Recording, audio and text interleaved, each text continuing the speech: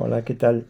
¿Cómo están? Bienvenidos otra vez a la reunión para nuestro estudio de la palabra de Dios. Muchas gracias por estar aquí otra vez con nosotros.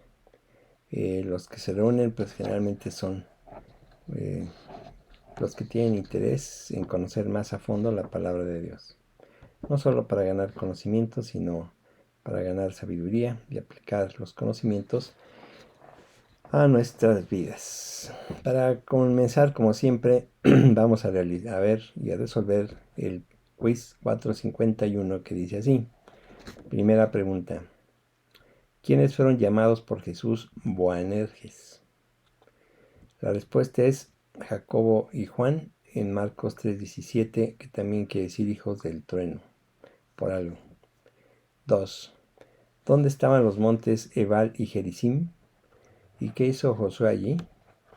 Cerca de Siquem estaban, en la Palestina central ahora, y ahí Josué leyó al pueblo la ley. Está en Josué 8:30 al 33. Es curioso, yo me puse a investigar cómo estaban ahora los montes Ebal y Gerizim. Yo creo que los que han ido a Jerusalén pues lo pueden constatar. Pero yo buscándolo en los mapas actuales, satelitales y demás, pues están ya prácticamente envueltos en una mancha urbana y poco se puede distinguir. Ahí está cerca el pozo de Jacob, que también está dentro de un poblado. Todo cambia. En esa época pues se mostraban muy bien. Se llevó a cabo esto que acabamos de ver. 3. ¿Cuál de los 12 discípulos no era de Galilea, sino de Judá? ¿Cuál de los 12 discípulos no era de Galilea, sino de Judá? Bueno, la respuesta es Judas Iscariote, era de Keriot, un lugar que está al sur de Judá. 4. ¿Quién era el emperador romano en la época de Jesús? ¿Quién era el emperador romano en la época de Jesús? En Lucas 3:1 nos dice que Tiberio César. 5. ¿Qué característica física de Saúl lo distinguía? ¿Por qué se distinguía Saúl de las demás personas? Dice en 1 Samuel 10:23 que por su altura. Fue una persona muy alta. 6. En la bella parábola de Isaías, que comienza diciendo, tenía mi amado una viña en una ladera fértil, ¿qué simboliza o qué quiere decir la viña? Tenía mi amado una viña en una ladera fértil. Bueno, en esta parábola de Isaías, la viña se refiere al pueblo de Dios, Israel. Está en Isaías 5:1 al 7. 7. Al predicar en la playa, ¿qué usó Cristo para evitar que lo apretaran? Había mucha gente y pues a la orilla del mar no era fácil predicar, así que entró en una barca y desde allí predicó. Eso nos dice Marcos 3:9, desde una barca. 8. ¿Qué bondad mostró la mujer sunamita a Eliseo? ¿Qué bondad le mostró la mujer sunamita a Eliseo? Acuérdense de ese pasaje, está en Segunda de Reyes 4:8 al 10. Le construyó un cuarto para que ocupara ahí él cuando pasara por allí. 9. ¿Por qué la familia de Jesús trató de prenderlo o cogerlo o amarrarlo tal vez? Bueno, pensaban que estaba fuera de sí después de que la gente se agolpó para oírlo en Marcos 3:21. Pensaban que estaba loco. 10. ¿Qué malvado rey de Judá fue castigado, siendo llevado a Babilonia, donde se arrepintió y fue restaurado a Jerusalén? Un pasaje difícil pues no de entender, sino de aceptar. Fue Manasés. Manasés, el relato está en Segunda de Crónicas 33:1 al 13. Aquí vemos cómo el Señor pues es grande en misericordia, porque este hombre, según lean ustedes ahí en Segunda de Crónicas 33, 1 al 13, fue terrible. O sea, realmente de los peorcitos reyes que ha habido, y todo lo que hizo, pues no merecía, como diríamos nosotros, el perdón de Dios. Pero Dios lo perdonó y lo restauró. Después de una oración de arrepentimiento muy sincera. Bueno, vamos a continuar el estudio del libro de Hechos. Para iniciar, pues vamos a orar. Padre nuestro, muchas gracias por la oportunidad que nos das de estudiar tu palabra otra vez a través del libro de Hechos. Danos sabiduría, danos entendimiento, danos, Señor Dios, el conocimiento que se requiere para que podamos entender mejor todo esto y aplicarlo a nuestras vidas. Toda escritura es inspirada por ti y la tomamos así como palabra tuya directa a nosotros. Bendice este estudio en el nombre de Jesús. Amén. Bueno, en el estudio pasado vimos cómo las autoridades detienen a Pedro y a Juan porque pues, han armado gran alboroto al curar a un paralítico de nacimiento. La gente se ha agolpado para oírlos. Pedro y Juan, sobre todo Pedro, les da un discurso muy importante en el que se convierte muchísima gente. Y al oír todo esto, las autoridades pues van a ver qué pasa, los detienen, los encierran ahí por una noche porque no había tiempo para juzgarlos. Al otro día, bueno, pues lo sacan y otra vez ahí Pedro hace una defensa muy importante respecto a lo que ha sucedido. Y no tanto defensa, sino más bien estaban a la ofensiva, porque hablaron acerca de cómo fue curado este hombre y por qué fue curado, y hablaron acerca de que Jesús había resucitado de los muertos.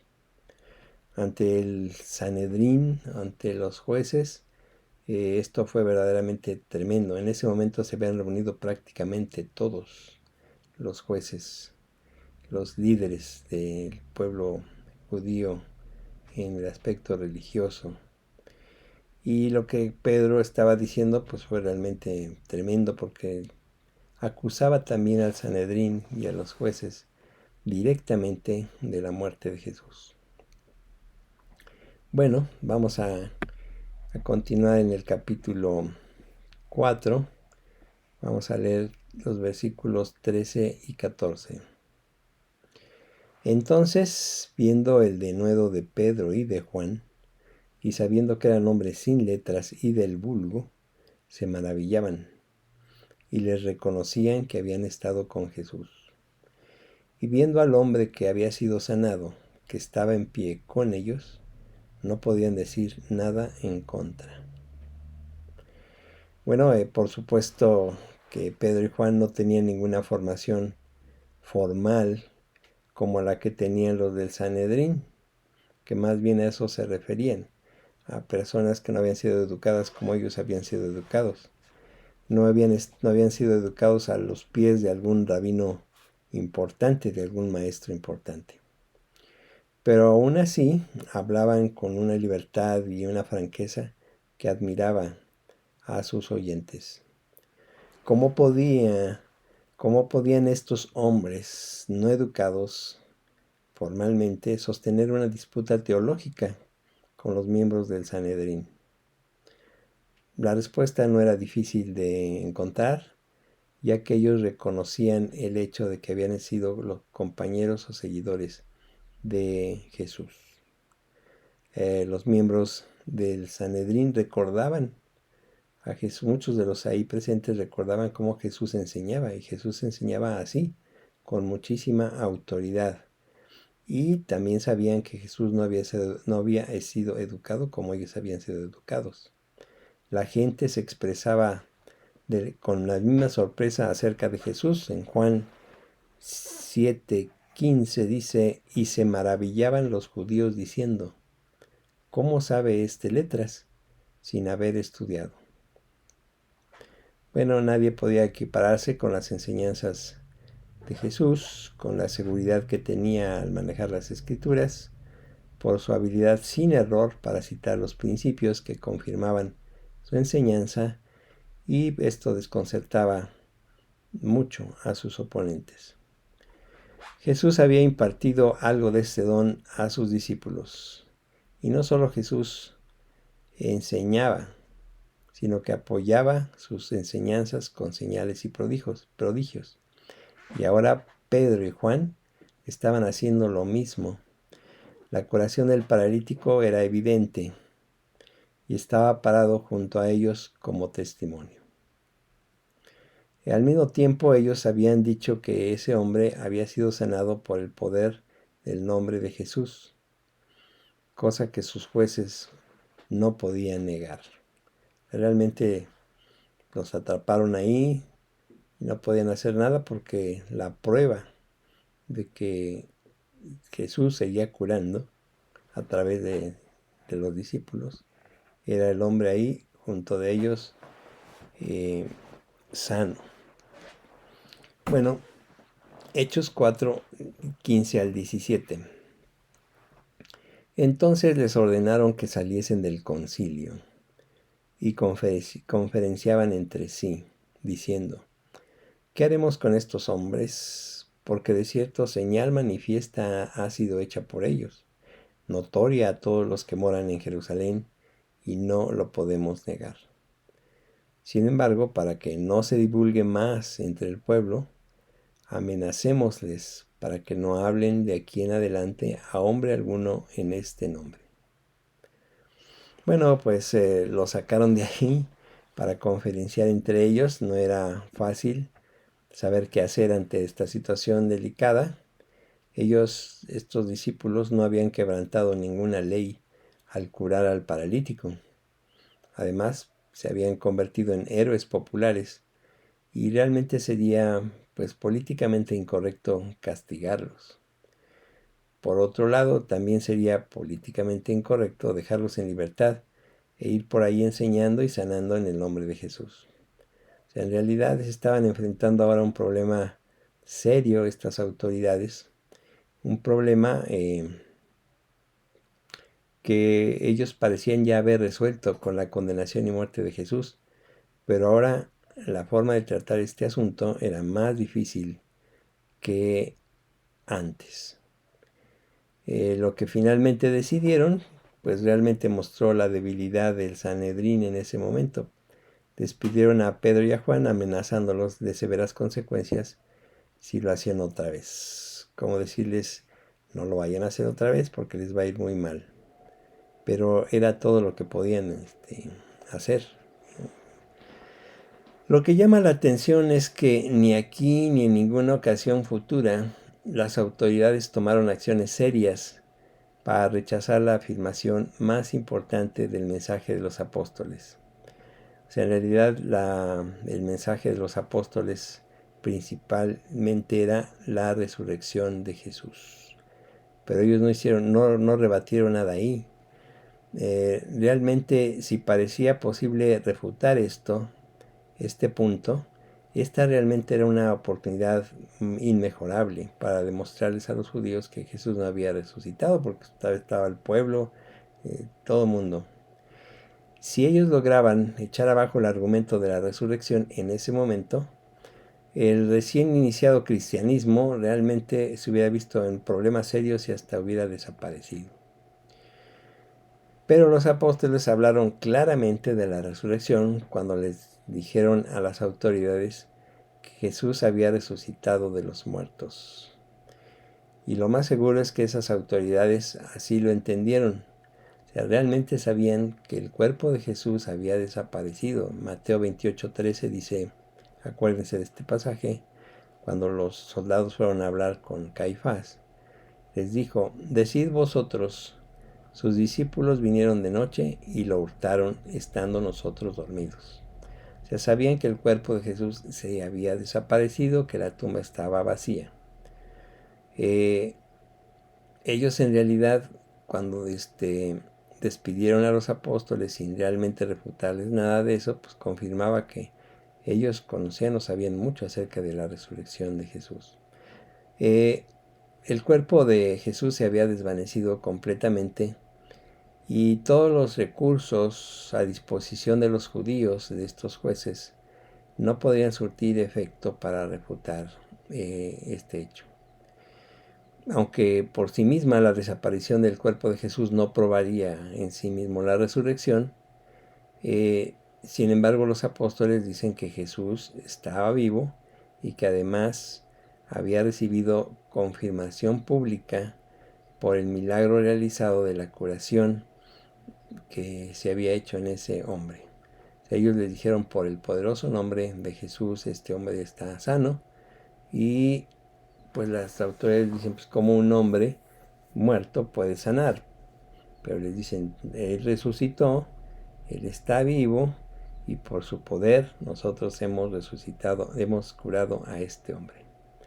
Realmente entonces la situación para el Sanedrín en ese momento era muy difícil. Bueno, Hechos 4, 18 al 20 dice: y llamándolos les intimaron que en ninguna manera hablasen ni enseñasen en el nombre de Jesús. Mas Pedro y Juan respondieron diciéndoles: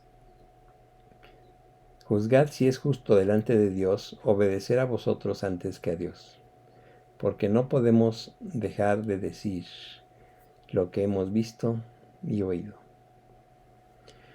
Bueno, aquí entonces los llaman de regreso, les hacen conocer su decisión, a la decisión a la que habían llegado, les prohíben estrictamente mencionar el nombre de Jesús. Pero estos jueces llegaron a pensar que los apóstoles les iban a hacer caso y se iban a espantar, pues pronto se dieron cuenta de que no era así. Los apóstoles, como vimos al principio, pues no eran hombres ilustrados. O sea, los apóstoles nunca habían escuchado a Sócrates, por ejemplo, o menos a Platón, pero ellos dieron la misma clase de respuesta que dio Sócrates cuando le ofrecieron librarlo o liberarlo si dejaba de discutir acerca de la verdad y la sabiduría. Cuando a eso le dijeron a Sócrates: cállate y te libertamos, él dijo directamente: obedeceré a Dios más que a ti. Esa fue una frase célebre de Sócrates. Esta es la clase de respuesta que cualquier persona con principios daría si se le ofreciera libertad a cambio de abandonar el camino que le dicta su conciencia. Por ejemplo, Lutero también, cuando se le exigió que se retractase de sus escritos delante del emperador, él dijo: mi conciencia es cautiva de la palabra de Dios. O sea, en realidad la obediencia a Dios es principal, es lo que debemos de hacer, y no a mandatos humanos. O sea, si se tuviera que obedecer entre un mandamiento divino y una regulación humana, sin duda que se obedecería al mandamiento divino. Bueno, en segundo lugar, los apóstoles formulan el siguiente argumento: porque no podemos dejar de decir lo que hemos visto y oído. Dicho argumento es realmente un rechazo así explícito de la decisión del Sanedrín, como diciendo: pues tenemos que seguir hablando, o sea, no tenemos otra opción sino hablar. O sea, la frase tiene aquí en el griego una fuerza de una fuerte afirmación. O sea, los apóstoles deben hablar acerca de Jesús. Realmente, como dijeron, no podemos dejar de decir lo que hemos visto y oído.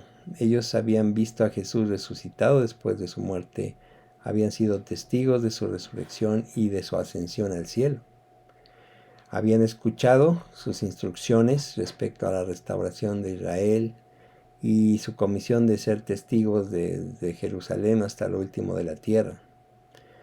Todo esto es lo que habían visto y oído, y que en realidad todo esto es la realidad de Jesús, el significado de su muerte, resurrección y exaltación, y todo esto no debería de ser callado sino anunciado.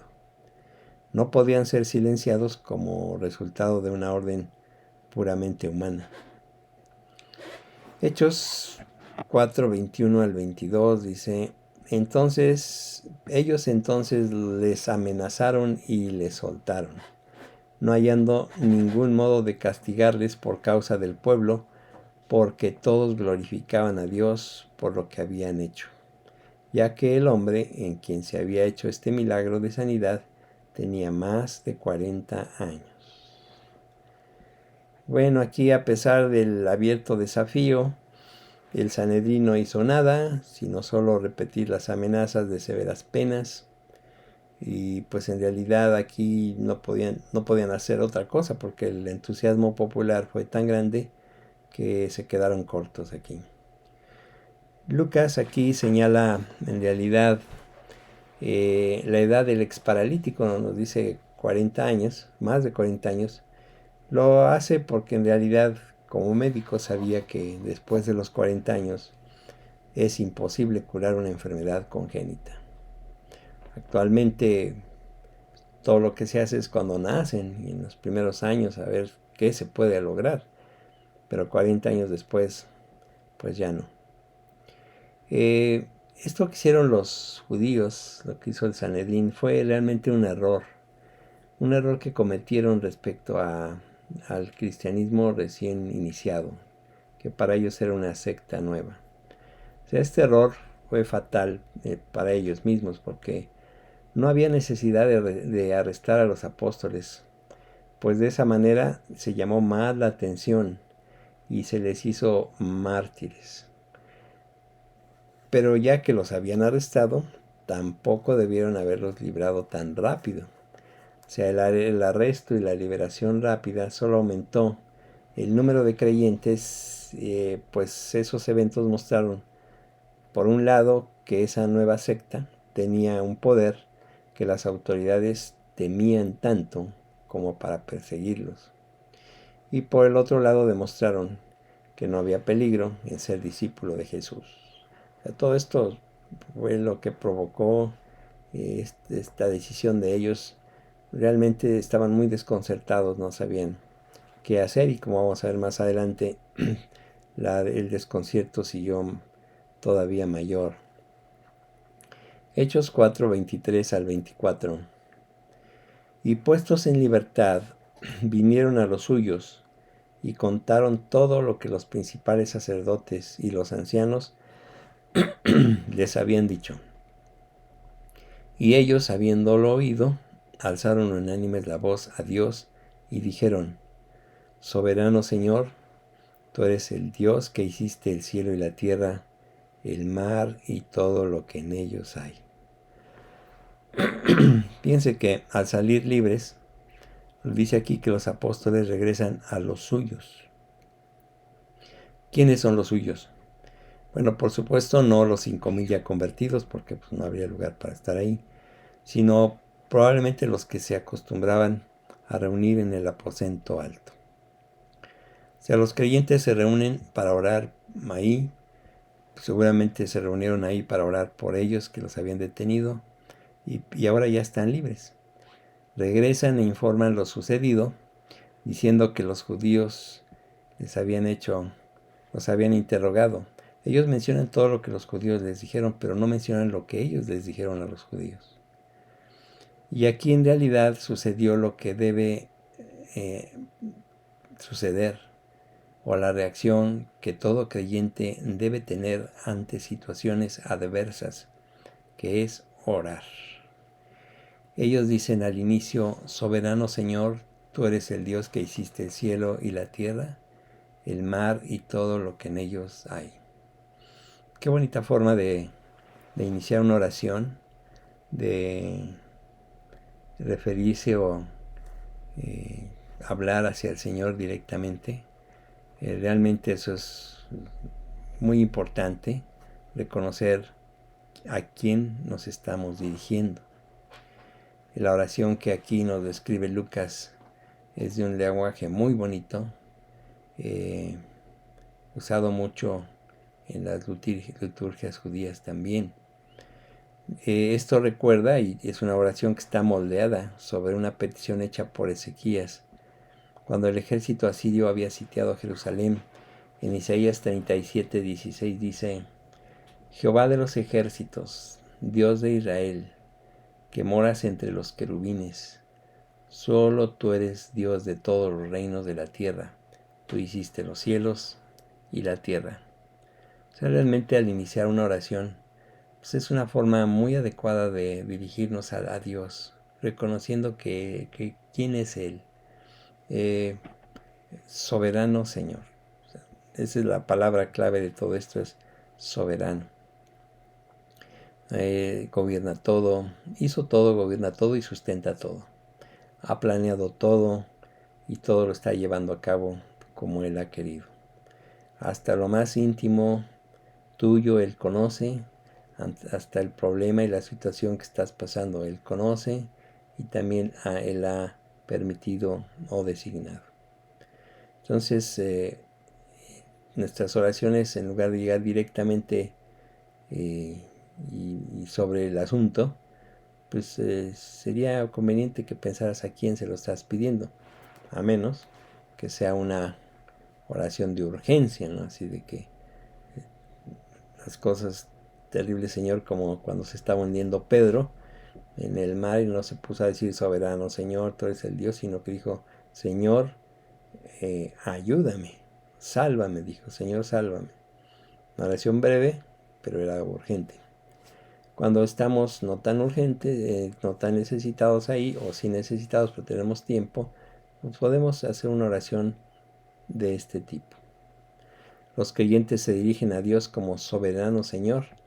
Realmente Él gobierna todo, es el creador, además es el maestro de todos nosotros.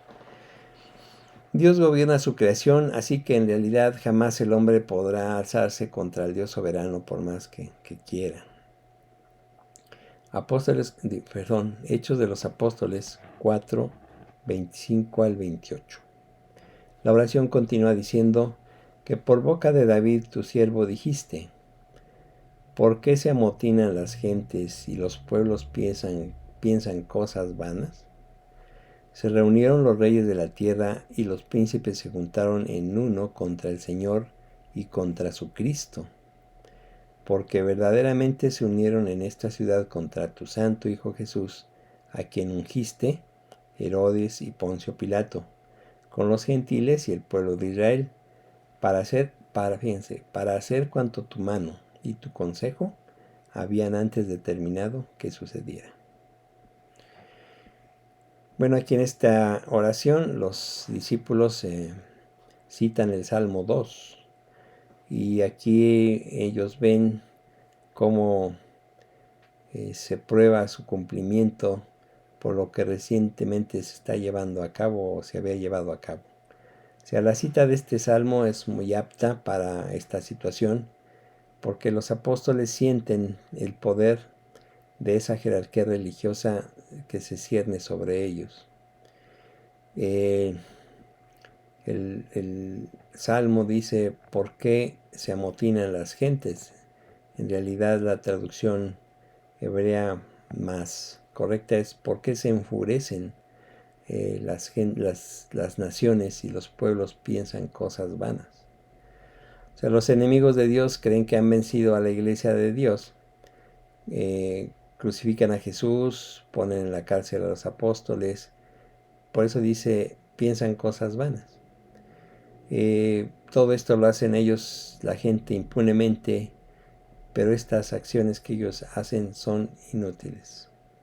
La pregunta es muy pertinente: ¿por qué se enfurecen las naciones y los pueblos piensan cosas vanas? O sea, aquí el Salmo 2 revela que en realidad las expresiones de las naciones son completamente insensatas, enfureciéndose contra Dios. Hay mucha gente enfurecida y enojada con Dios por diferentes circunstancias. El incrédulo, bueno, pues no conoce de Dios, y cuando suceden cosas terribles, pues se enoja y no quiere saber nada de Dios, ¿no? Cuando algo le sucede. En los creyentes a veces también así sucede. Hay ocasiones en que pasamos por tragedias y pues nos cuestionamos mucho qué es lo que sucede, si somos hijos de Dios, porque Él permite esta situación. Nosotros como creyentes pues aceptamos su voluntad en estas situaciones. No es sencillo, es muy difícil a veces, pero la aceptamos. Pero enfurecernos contra Él, no, porque Él nos salvó, nos da vida eterna. Y lo que pase en esta tierra, por difícil que sea, no debe de enfurecernos, sino aceptar lo que Él hace, que en su momento nos dará la respuesta a la oración, a la situación a la que estamos pasando. Si es de que los incrédulos pues sí se enfurecen y hasta conspiran contra Dios y sus mandatos y sus seguidores. Aquí el lenguaje profético del Salmo 2 muestra que Pilato, Herodes y otros se unieron contra Jesús. Pero dice aquí, y es muy importante lo que dicen los discípulos, para llevar a cabo el determinado consejo y anticipado conocimiento de Dios, de que el Mesías tenía que sufrir. O sea, todo el asunto de la vida, condenación, resurrección y muerte de Cristo estaban profetizadas. Ya el Señor había planeado todo esto. Hechos 4, 29 al 30. Y ahora, Señor, mira sus amenazas y concede a tus siervos que con todo denuedo hablen tu palabra, mientras extiendes tu mano para que se hagan sanidades y señales y prodigios mediante el nombre de tu santo Hijo, Jesús. Entonces, la oración continúa diciendo, mira a sus amenazas. Ve lo que están diciendo contra nosotros, o contra ti más bien. Pero dice aquí, dicen los discípulos, no dice pues protégenos de ellos, ¿no? Sino dicen, concede a tus siervos que con todo denuedo, aunque la traducción de esta palabra es mejor, valor, que con todo valor hablen tu palabra. O sea, esa es una reacción extraordinaria y sorprendente, de que en lugar de decir, pues protégenos de esas amenazas y que no se cumplen, los discípulos dicen, danos el valor para hablar tu palabra. Aquí los creyentes no dicen nada respecto a la liberación de los apóstoles, sino que piden contrarrestar las amenazas del Sanedrín con valor para proclamar el Evangelio de Cristo. No piden protección de la persecución. Saben que Dios está en control de cada situación y ellos están confiados en eso. Y Él les asegura que en este salmo, por ejemplo, que no permitirá que su plan y su propósito sean frustrados. O sea, lo que el Señor ha dicho, lo ha dicho y se va a llevar a cabo. No hay más. Así es de que dice, pues le dice en otras palabras, no tengan temor, esto se tiene que llevar a cabo. O sea, la palabra griega para de nuevo, como les digo, es más bien valor. O sea, los apóstoles saben que deben pedir valor cada vez que vayan a proclamar su palabra. Cuando hablas con valor, con valentía, finalmente el resultado es algo asombroso y maravilloso. Cuando se te pide hablar de Cristo o tengas la oportunidad de hablar de Cristo, en ese momento haz una oración ahí breve y pedirle al Señor valor, valentía, para que te dé las palabras en que puedas hablar claramente, porque a veces nosotros no tenemos valor para predicar el Evangelio y lo pues matizamos o lo maquillamos y no lo predicamos como es, para que la gente entienda bien su necesidad de Cristo. Valor. Y cuando uno predica así, pues sucede lo que sucedió con Pablo en Iconio. Hechos 14, 1 al 3 dice: Aconteció en Iconio que entraron juntos en la sinagoga de los judíos y hablaron de tal manera que creyó una gran multitud de judíos y asimismo de griegos.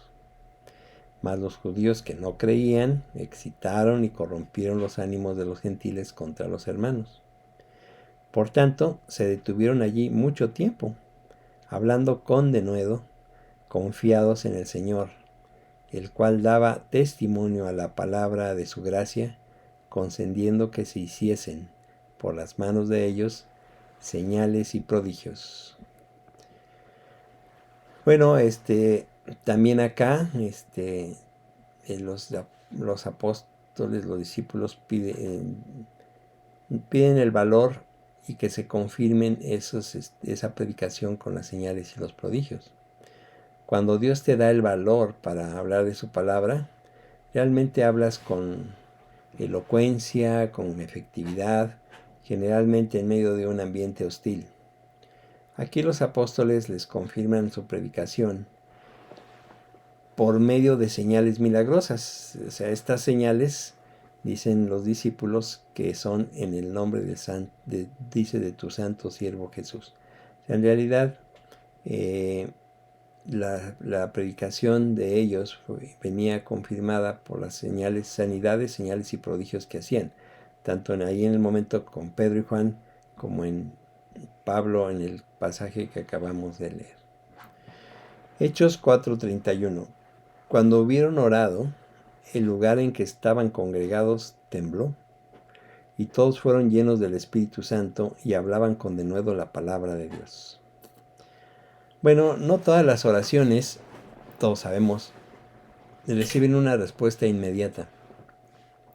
Pero en este caso Dios fortalece la fe de los creyentes, dando una muestra de que los ha oído. Esto nos recuerda la experiencia que vamos a estudiar más adelante de Pablo y de Silas en la cárcel de Filipos. O sea, mientras ellos oraban y cantaban himnos de alabanza a Dios en medio de la noche, de repente un violento temblor sacudió los cimientos de la prisión. Dice Hechos 16:26. Entonces sobrevino de repente un gran terremoto, de tal manera que los cimientos de la cárcel se sacudían, y al instante se abrieron todas las puertas y las cadenas de todos se soltaron. Bueno, en forma parecida, Dios mostró su aprobación a los apóstoles haciendo temblar la casa donde estaban reunidos. Así como Dios había sacudido la casa con un temblor a la respuesta de esa oración tremenda, sincera, sencilla pero sincera y de mucho poder, de esa manera que el Señor hizo temblar esa casa, Él también ha hecho temblar y mover el mundo con el Evangelio de Cristo. Si tú te pones a orar para que el Señor te dé el valor de predicar el Evangelio, te dé la oportunidad, y lo haces, la gente se convierte. Y eso hace temblar al mundo. Estos que trastornan el mundo entero han venido acá, dijeron de los apóstoles en un pasaje que vamos a estudiar más adelante. Bueno, dice aquí que todos fueron llenos del Espíritu Santo y hablaban con valor la palabra de Dios. Es maravilloso que después de esa oración, de esos corazones tan sinceros y entregados, pues tuvieran ahora el valor de predicar la palabra de Dios. Que finalmente la persona que está llena del Espíritu Santo es lo que hace, es lo que más hace. No va a sanar gente a los hospitales, va a predicar el Evangelio para que la gente se salve. La llenura del Espíritu no se tiene que pedir. Señor, lléname de tu Espíritu, lléname de tu Espíritu, no. La llenura del Espíritu llega cuando el creyente vive una vida de entrega constante al Señor, orando, leyendo, estudiando y compartiendo. De esa manera la persona, el creyente, estará lleno del Espíritu constantemente, y de esa manera podrá tener el valor, la elocuencia, las palabras para predicar el Evangelio, que finalmente ese es nuestro objetivo en este mundo. Las gentes a las que uno les predica tienen que saber el Evangelio. Y el Evangelio, como hemos visto, es la vida, la muerte y resurrección de Cristo. ¿Por qué vino? ¿Por qué murió y por qué resucitó? Pues para salvarte. O sea, sabe que la humanidad está perdida, que tú estás perdido, que si pecas y vives en pecado y mueres en pecado, pues te vas al infierno directamente. Aunque muchas veces la gente niegue que existe el infierno, pero no porque no crea que exista, no existe. Así es y es real, el Señor Jesucristo nos lo dijo. Y nos vino a advertir de que es real y que además ahí puedes ir si no te arrepientes de tus pecados y aceptas el regalo que Jesús te da de salvarte de la condenación.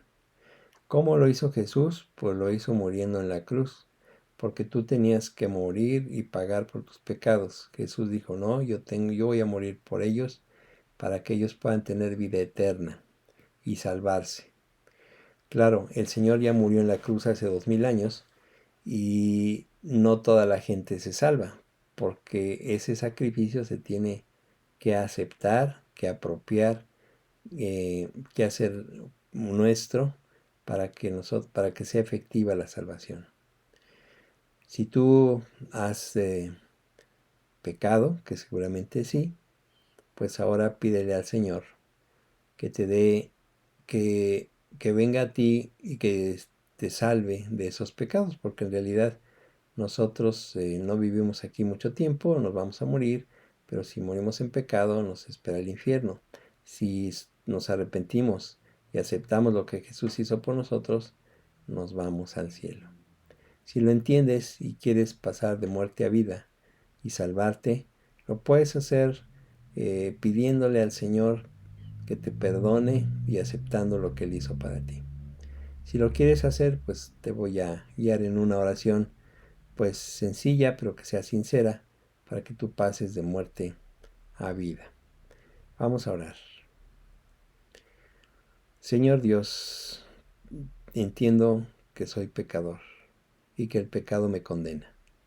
Me arrepiento de mis pecados, le pido perdón a Cristo por ellos, acepto lo que Él hizo en la cruz del Calvario por mí, derramando su sangre y entregando su vida.